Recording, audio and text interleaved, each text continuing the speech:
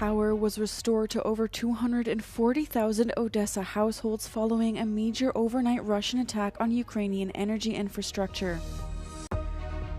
Newly reappointed French Prime Minister Sébastien Lecornu vows to tackle the deepening political chaos gripping the country.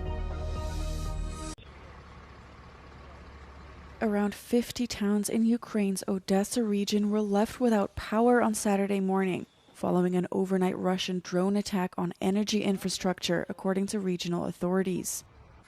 Ukrainian private energy firm DTEK reported that power has since been restored to the 240,000 households affected. Odessa's regional governors said that besides energy infrastructure, 2 residential buildings and a hotel were damaged. One person, a 47-year-old woman, was injured. Power was also restored to over 800,000 Kyiv residents on Saturday, following a separate attack by Russia on the Ukrainian power grid a day earlier, which caused blackouts across much of the country. The energy sector has been a key battleground since Russia launched its all-out invasion more than 3 years ago. Each year, Russia has tried to cripple the Ukrainian power grid before the winter season, apparently hoping to erode public morale.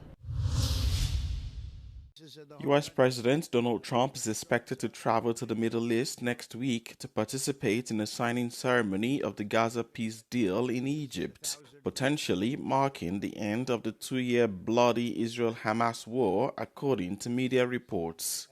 During the trip, Trump is first scheduled to visit Israel, where a meeting with Prime Minister Benjamin Netanyahu and an address to the Knesset, Israel's parliament, are planned.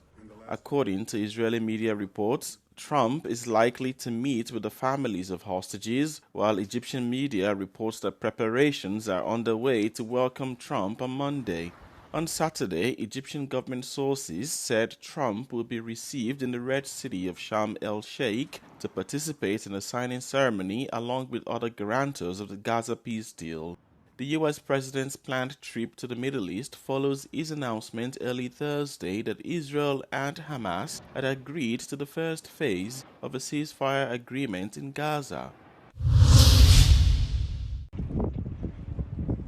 U.S. troops have begun arriving in Israel to oversee the implementation of the ceasefire agreement in Gaza, according to 2 sources cited by ABC News.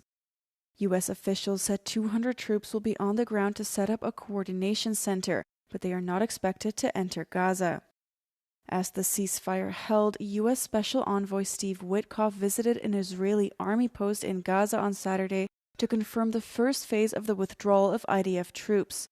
The remaining hostages held by Hamas are said to be released by Monday.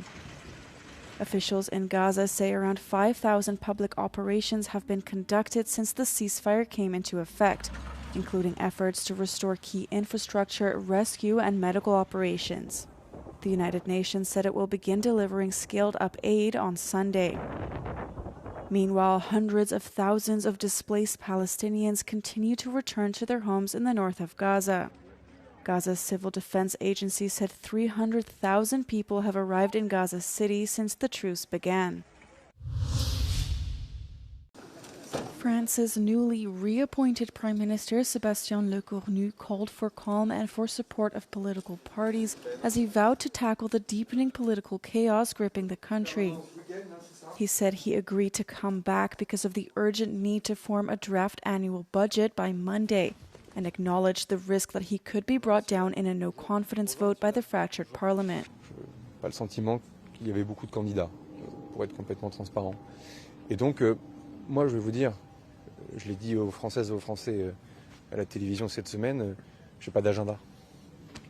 J'ai pas d'autre ambition que de se sortir de ce moment qui est objectivement très pénible pour tout le monde. Lecornu's reappointment is seen as President Macron's last chance to reinvigorate his second term, which runs until 2027. But it drew sharp criticism from rivals on the far left and far right, who have called for Macron to resign and call snap elections. In his comments on Saturday, Lecornu didn't address opposition demands to scrap a contentious law raising the retirement age.